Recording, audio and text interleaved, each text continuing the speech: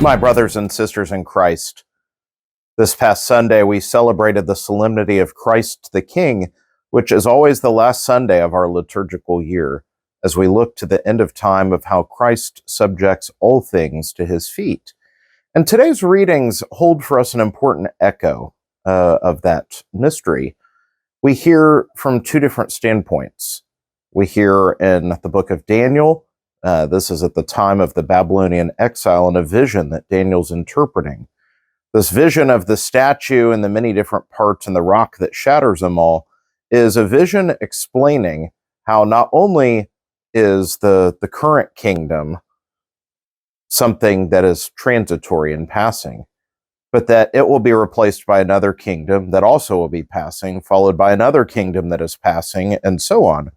And the rock that destroys the statue and scatters them all refers to something that is greater, that is permanent, that will not be moved.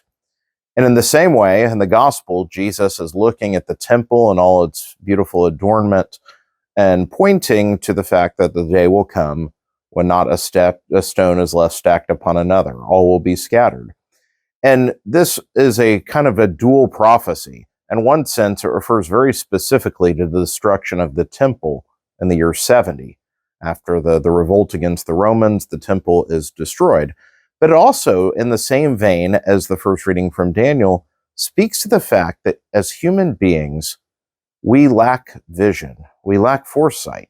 Everything around us seems to have such gravity, such permanence, and in fact, all things are transitory and passing, except God.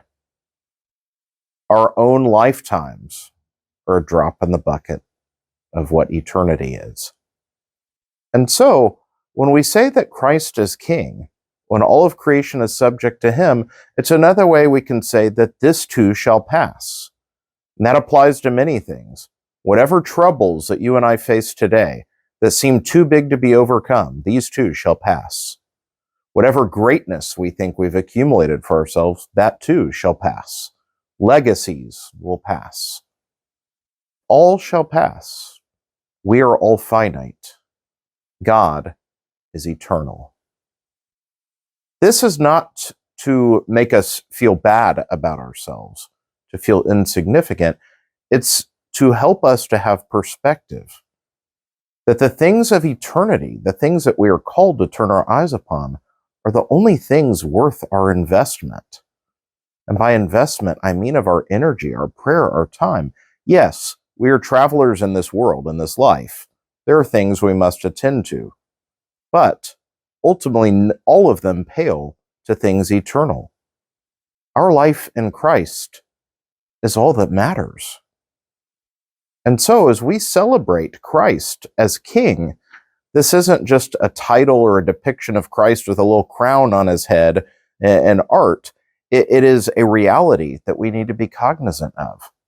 All things subject to his feet. And if that is true, why do we get so hung up on the things at his feet?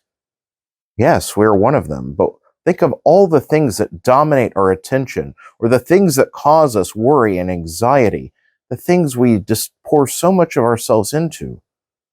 And yet, what do they matter in the context of eternity? There's a great difference between nihilism, which would say that there's not meaning in anything, to a Christian standpoint, which says there is limited meaning in all of these things and of themselves. Meaning is found only in God. God has given us good things to occupy, but we must always hold them up to the light of him who is eternal. Cling to those things which aid us to coming closer to him. Let go of those that do not. But in all things, may we come to the feet of the one who is enthroned, so that we may be with him for eternity. May God bless you.